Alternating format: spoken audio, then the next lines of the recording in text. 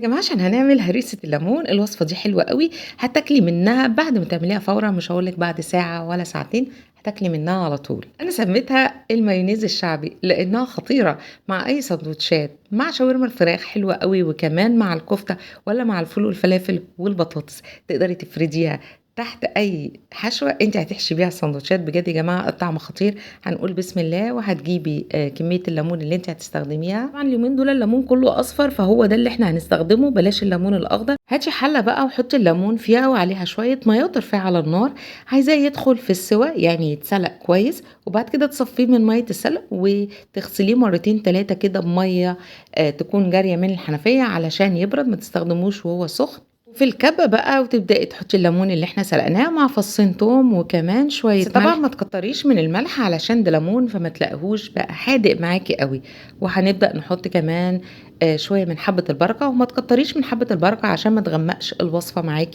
وهنحط كمان فلفل سواء حامي أو بارد حسب ما أنتِ بتحبي، ولو عندِك شوية من العصفر حطي، وكمان معلقتين كده من الزيت، اضربيهم في الكبة لحد ما بُصّي هيبقى معاكِ معجون بالشكل ده. عايزة بقى تحافظي على الوصفة دي لأطول فترة ممكنة عندِك وما تعملش الطبقة البيضا اللي بتبقى موجودة على وش أي مخلل، لإن ده يعتبر مخلل برضه في الآخر. هتجيبي برطمان بس طبعًا برطمان يكون متعقم ونضيف وما فيهوش أي نقطة مَيّة، يكون ناشف تمامًا، وهتبدئي تحطي فيه الوصفة بتاعتنا، وهتحطي على الوش شوية زيت. طبعًا ده هتشيليه في التلاجة من تحت، ولو عاملة كمية تقدري تحطي الباقي في الفريزر. طبعًا وعند الأكل بتطلّعي على قد الكمية اللي أنتِ هتاكليها، واللي طلع في طبق ما ينفعش يرجع البرطمان تاني، وبس كده.